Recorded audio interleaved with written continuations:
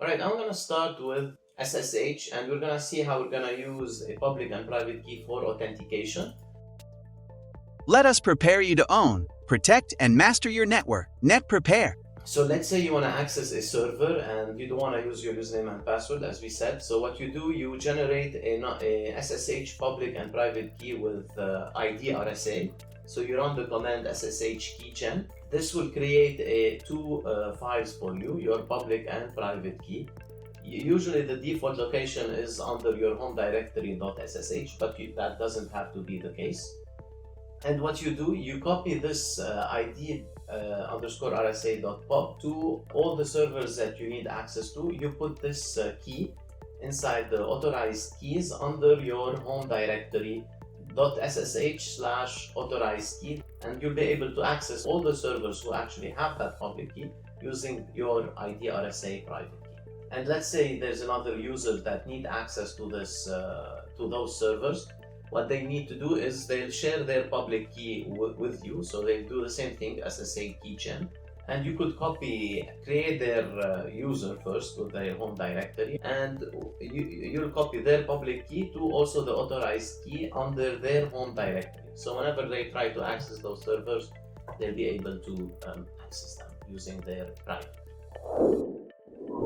Alright, so this is a pre-recording of me trying to perform exactly what we just went through on Google Cloud.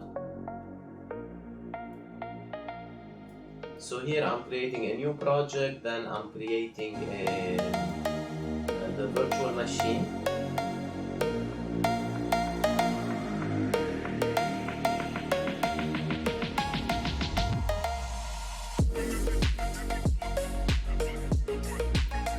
Alright, so now the virtual machine is up. So what I'm gonna do, I'm gonna connect to it through the web console of Google Cloud. And you could see actually now, I wanna show you that Google already has a public key already installed under your home directory. And it says added by Google, so there's a comment that shows you added by Google.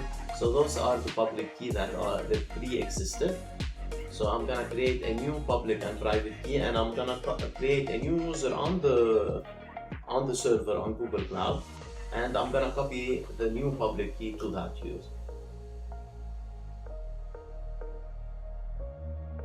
So I'm creating the .ssh directory in a completely different folder.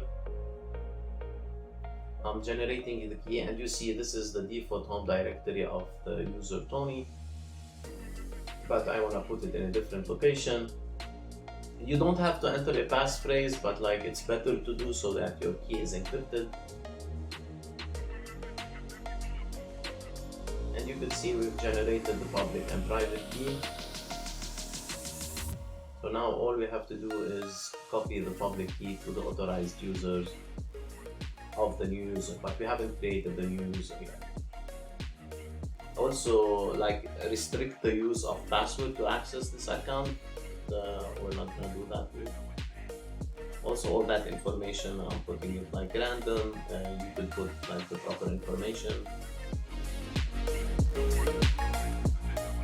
Alright, so now we're under the home directory, and now we're creating the authorized key, and we're copying the public.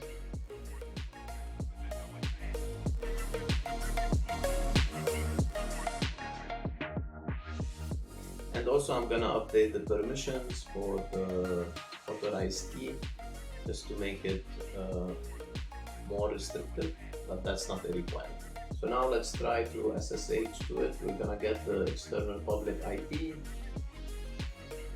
and here we need to specify do-i because we're gonna use the public key that we just created, not the one located in our default home directory.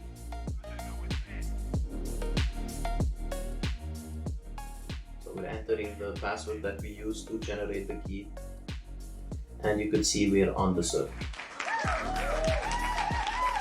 And you could see the .ssh, and also you could see the authorized key, and this is the public key inside the authorized key. Hey guys, if you like this content, please don't forget to like and subscribe. Alright, thank you.